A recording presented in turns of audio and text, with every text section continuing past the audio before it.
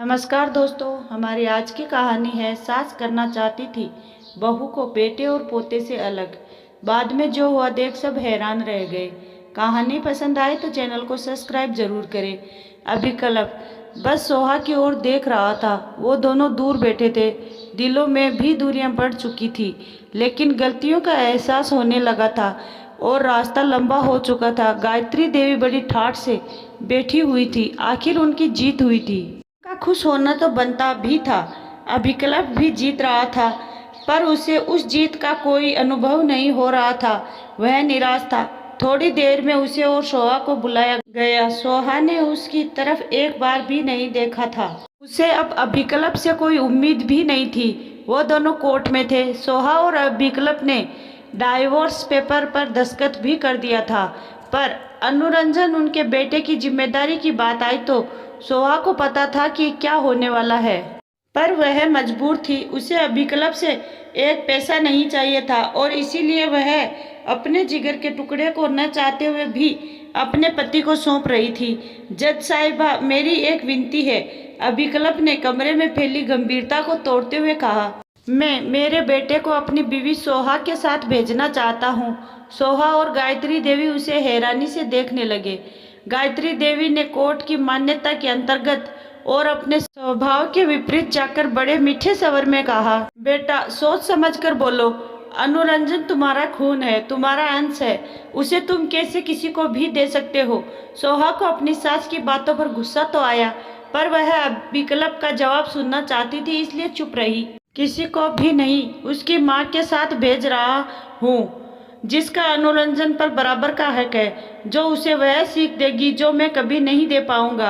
अभिकल्प ने कहा, बेटा मैं भी हूँ तुम्हारे साथ, उसकी परवरिश हम करेंगे। गायत्री देवी ने अभिकल्प से कहा, हाँ, आप औरत होकर दूसरी औरत के साथ वही करती थी जो आपके साथ अपने समय में हुआ था।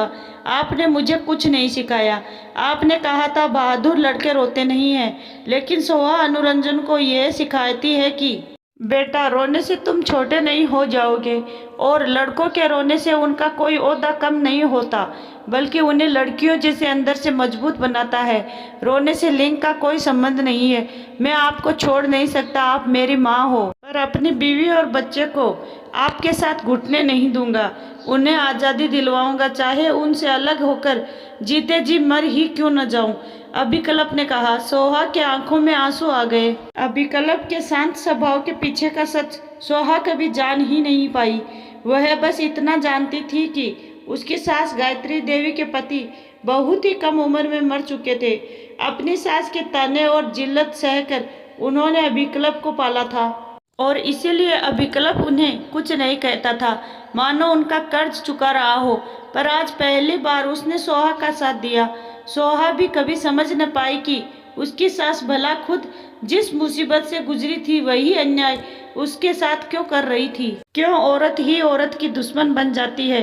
क्यों वह बहू को एक स्त्री के रूप में तक नहीं अपना पाती। क्यों वो उसे वही दुख देती है जिस दर्द से वह खुद गुजर कर टूट चुकी हो। सोहा अभिकल्प की तरफ बढ़कर गई। क्या हम अपनी शादी को एक और मौका नहीं दे सकते। क्यों तुम उस दर्द से गुजरना चाहती हो। अभिकल्प ने कहा, जिस प्यार की मुझे चाह थी वो प्यार आज मुझे मिला है, उसका एहसास आज मुझे हुआ है। कैसे पलट कर चली जाऊं। सोहा ने आंसुओं के बीच कहा। गायत्री देवी ने हाथ जोड़ते हुए सोहा से कहा, बहू मुझे माफ कर दो। अपने बेटे को खो दूंगी सोचकर मैं उसे हमेशा अपने हिसाब से रखती थी, पर आज एहसास हुआ कि मेरी हरकतों की वजह से वो मेरे पास तो था पर दिल से दूर हो चुका था। मैं तुम्हें तुम्हारा पति और बेटा वापस सौंपती हूँ, मुझे माफ करना।